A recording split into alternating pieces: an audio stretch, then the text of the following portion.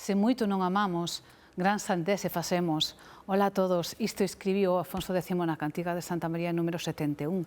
Das súas cantigas abrolla un proxecto no que se enguedellan, ademais, a música medieval, o jazz, a fotografía e a creación literaria. Falamos de Benveñas Maio, unha proposta de Pablo Samamed, que nos acompaña hoxe aquí esta tarde no plató, cando o fotógrafo Eutropio Rodríguez, que se encarga da arte deste disco fermosísimo. Este é unha das interesantes pezas que compoñen o primeiro zigzag deste 2021, contentísimo de estar de volta e seguir aprendendo cada día cos facedores de cultura. Na música, por exemplo, aprendemos hoxe, situámonos tamén no punto de partida, que é o primeiro traballo dos Aaron Sons Quilma. Con eles tamén quedamos hoxe. E co realizador Ángel Montero para falarmos da súa curtametraxe E o máis. E tamén traemos ilustracións, as de Ana Santiso para unha nova edición de Alba de Gloria de Castelao, e a dos artistas que participan en Cromática. A sede da Fundación, no casco histórico, acolle a terceira xeira destas propostas. Cromática, mostra de ilustración contemporánea. Son un total de 19 artistas os que participan nesta iniciativa que este ano xira de arredor da cor. Por se vos presta, a mostra estará aberta ata o vindeiro 13 de febreiro.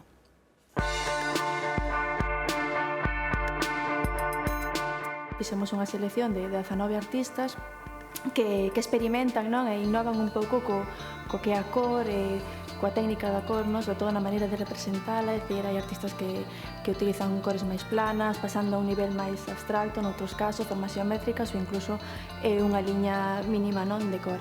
Este ano, ademais, hai unha gran diversidade de formatos, de soportes. Sempre buscamos que a exposición pois mostre, ademais do que se está a facer dentro da vanguarda de ilustración a nivel mundial, tamén a diversidade de formatos, non? É dicir, que o espectador, cando veña aquí a exposición, vexa que a ilustración é unha técnica que se pode adaptar a moitos medios. Formatos como o tecido, esculturas cerámicas, ilustración sobre cristal. É dicir, que hai un montón de formatos e, sobre todo, tamén ilustración digital, non?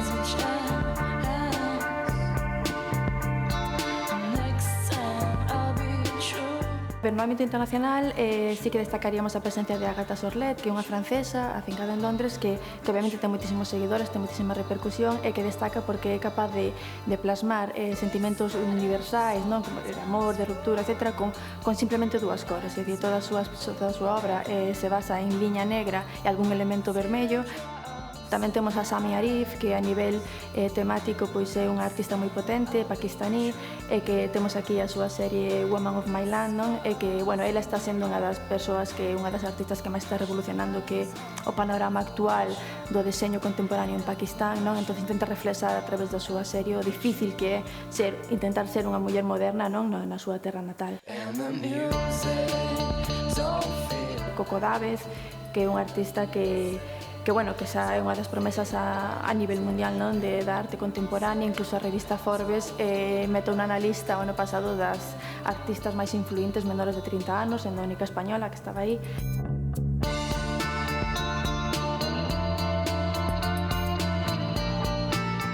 Normalmente as pezas máis arriscadas da mostra soen ser feitas por artistas galegos. Neste ano temos a Avi Castillo, que é moi característica a súa maneira de facer, moi tamén xa é un artista que se recoñece, non? A súa ilustración en calquer sitio.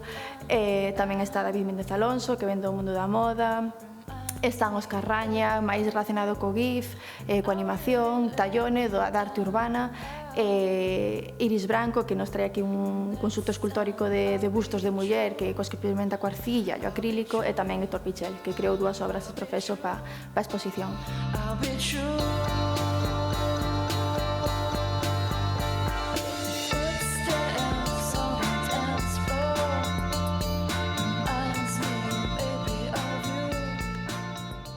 Pois xa que comezamos con ilustración, continuamos. Falamos agora das de Ana Santiso, as que fixo para unha nova edición de Alba de Gloria de Castelao, onde se recrean as grandes personalidades e os personaxes dos que fala o Rianxeiro no seu célebre derradeiro discurso. Ana Santiso é ilustradora, debuxante e muralista, e quedamos para falar con ela no seu estudio en Becerrea.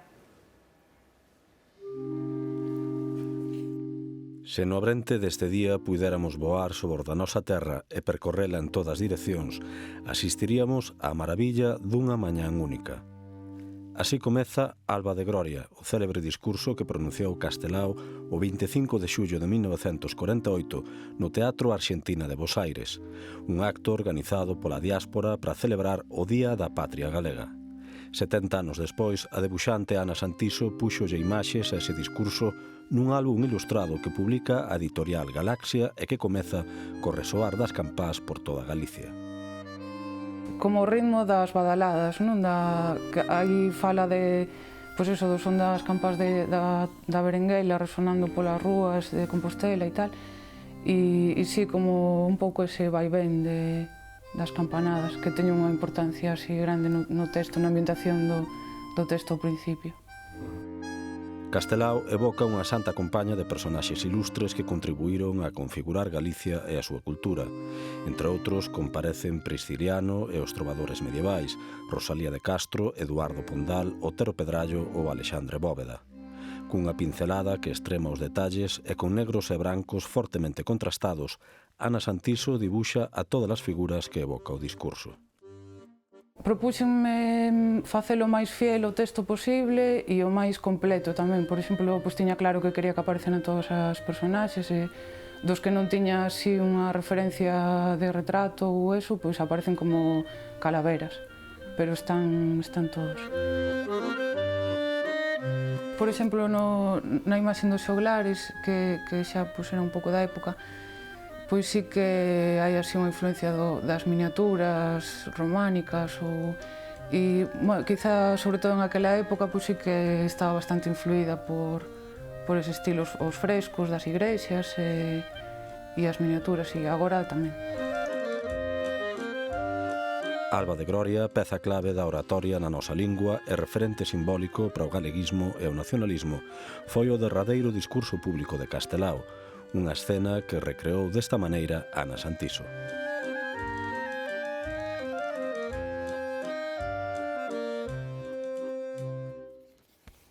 En novembro deste ano cúmprense 800 anos do nacemento de Alfonso X Sabio.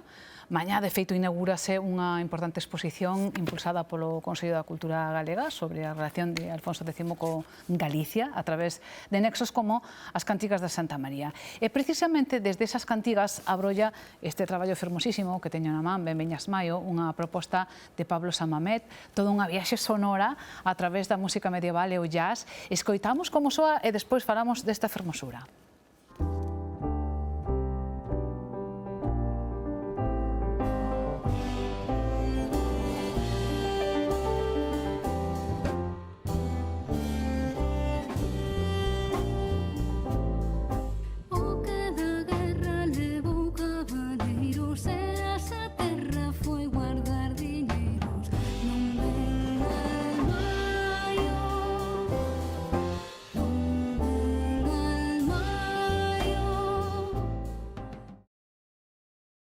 Nove cantigas que atopamos neste disco tan bonito da colección da Central Folk, editado en formato vinilo, en no que a música se vai enguedellando coa creación literaria de Albacid e a proposta visual de Eutropio Rodríguez. Ele está aquí hoxe tamén cando o director deste delicado traballo, Pablo Samamet. Benvidos os dous. Temos aquí un problema porque Pablo creo que quere falar das fotos e Eutropio prefere falar de música. Claro. Sin problema. É do que sabemos.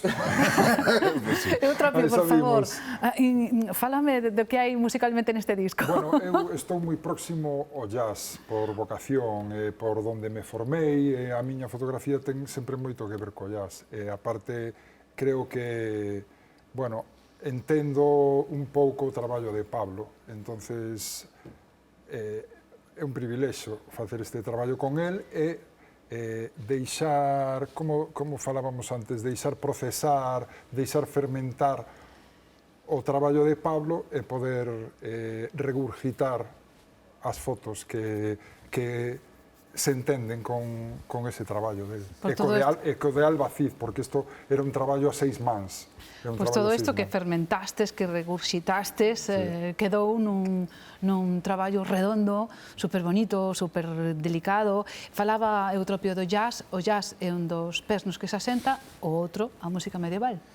Pois sí, sobre todo máis a música medieval. Eu de jazz, a veces, o das etiquetas é moi delicado, non? Porque parece que todo o que sea música que leve parte de improvisación e jazz. Eu aí teño miles dúbidas, non?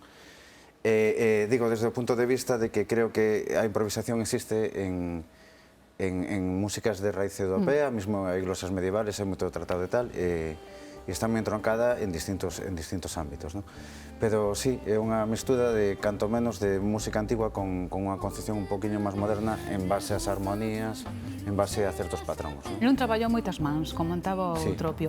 Non sei como, a través da fotografía, condensas todo isto que nos acaba de decir Pablo. Sí, a ver, a fotografía e a música teñen moito que ver porque falan moito de procesos inconscientes. Necesitas unha técnica, necesitas unha situación, buscar uns elementos, poñerte ti en situación, pero despois tens que soltarte e fluir, non? Entonces, por eso, para min é tan fácil traballar con músicos e traballar a un nivel de inconsciente así como de Pablo. Aparte, Pablo é moi xeneroso, porque Pablo non pon remilgos en pasarche pezas, en contarte as sensacións que ten, e para un fotógrafo as sensacións pois é a materia prima, claro. Decías, Pablo, hai un momento que, bueno, os límites hai entre o que é jazz, o que non é jazz, os límites da música sempre son difusos, pero o punto de partida sí que está claro, son as cantigas de Santa María, son 9 cantigas, non sei como foi o proceso de escolla, non teño ni idea, e tampouco sei se cadra, por casualidade ou non, con este un pouco ano Afonso X Sabeo que se conmemora o 800 aniversario do seu nacemento. Sí, bueno, a escolla sobre todo, claro, que a xente cando lle ven o das cantigas de Alfonso X, bueno, a obra de Alfonso X, pensa sobre todo nas cantigas, pero hai as cantigas religiosas e as cantigas profanas, non? En este disco hai 3 profanas, me parece recordar, porque é verdade que en directo temos máis repertorio por a limitación propia do vinilo, non? Que é un formato que ten unha duración específica, non é como CD, non? Que pode chegar a minutaxes máis amplios. O que é interesante das cantigas profanas é a vertente que non é religiosa, senón, bueno, pois, temas que son bastante crítica á sociedade da época, non? Algúns poderíamos traerlo nos nosos días. Sí, seguramente non cambiaba tanto a cousa, pero bueno. Eutropio tocoulle, dicíamos antes, plasmar un pouco isto en fotografías. Decías, Pablo é xeneroso porque lle doado explicarche as súas sensacións e ti condensáchelos un pouco na figura desta nena maravillosa que é unha maia. Que son as maias? A rapaza teño que mencionar porque Celtia Montes. A outra artista, Celtia Moroño Vilar. Sí, puxenme en contacto con ela despois de descartar 2 opcións por contacto da miña veciña Hortensia Vázquez, que me dixo esta é a rapaza perfecta, esta vai a ser a maia. Cando me dixo que se chamaba Celtia, dixen, bueno, seguro que é ela. É unha boa maia, sí. Sí, claro, funa a ver e tal. Documenteime no confinamento, e despois Carlos Rodríguez Ximénez, que é un fotógrafo de Madrid que traballara nas maias no norte de Madrid, pois pasoume unhas imaxes por WhatsApp e as imaxes eu paseillas a Ana Pernas e a Gloria Ramos, que foron as que fixeron toda a figuración, confeccionaron a diadema e tal. Bueno, eu falaba moito con Albaciz e con Pablo e nos íbamos pasando material e todo eso. Cando nos deron liberdade, pois salín aí a Porta Gallola, quedei con Celia e con súa nai en Bonaval, e tiña claro que quería disparar con luz ambiente, fomos a Bonaval, utilicei unha colcha de miña avoa Gloria, que é o fondo que temos aí, enganchado nos nichos de Bonaval, e montamos toda a escenografía, e Celtia, que é espectacular. Que parece unha deusa. Sí, é unha deusa. Pablo, non é unha deusa. Non vemos tamén a Albaciz, que fai un testiño, non? Tamén para o libro. Ela fala un pouco da esencia. O tempo, a terra e os ciclos. Bueno, compensa, condensa e ao mesmo tempo completa un pouco o traballo, non? Claro, porque, bueno, a idea básica para mí son 3, que é a presencia das rosas, non? Que salen casi todas as cantigas, o maio, en este caso, como ben decía Eutropio, que o levou pola figura das maias, non? Entón é como a chegada dunha primavera, non?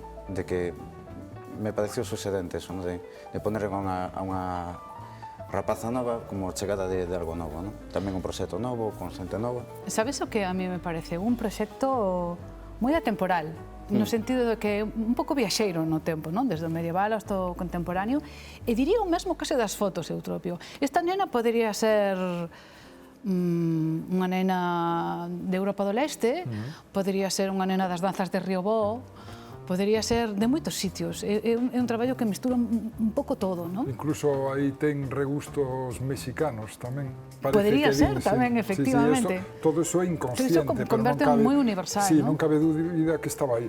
As cantigas de Alfonso X e o jazz son moi universales. Non cabe dúda que cando estás traballando así con esa intensidade, con ese compromiso, e aparte, na cuestión das fotos e da arte, a mí me alimentaban os dous, tanto Alba como Pablo. A Pablo había que deixar un pouco máis tranquilo porque estaba creando, estaba gravando, pero a Alba dinlle moito a lata, ela me dou moito a lata a mí.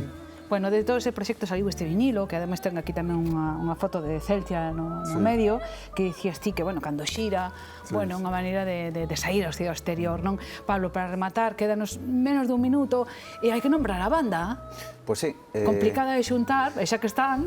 Pois sí, moi complicada, porque son cada un dun lado, prácticamente, e xa para cuadralos en Galicia, con todo o que caeu, pois complicado. Está Surso Badela, que sale aquí en esta imaxe, a viola de gamba, Begoña Lavide, que está con Salterio Voces, Elena Tarrás, que é unha cantante de Barcelona, Iago Mudiño ao piano e Chus Pazos a batería. Iago Mudiño, máis ti que vos ocupastes entre os dous prácticamente da composición de todo o disco. Participan un pouco todos, pero con Iago un pouco máis, non? Sí, eu con Iago nos conocemos desde hai 15 anos. Pois nada, pois moitísimas grazas, parabéns por este traballo, é un traballo preciosísimo, aí está, a ver se vos vemos en vivo pronto, a ver, a gozar da música e das fotografías, da imaxe do texto. Moitísimas grazas, Pablo, moitas gracias. Gracias a ti. Un placer. Seguimos, e agora ímonos a Illa de Arousa, porque ali quedamos con Quilma, a autenticidade, o seu sinal de identidade neste disco do que falamos, Punto de Partida. É o seu primeiro traballo, iso que levan anos en riba do escenario, e por iso este disco é tamén unha mestura de temas de distintas procedencias.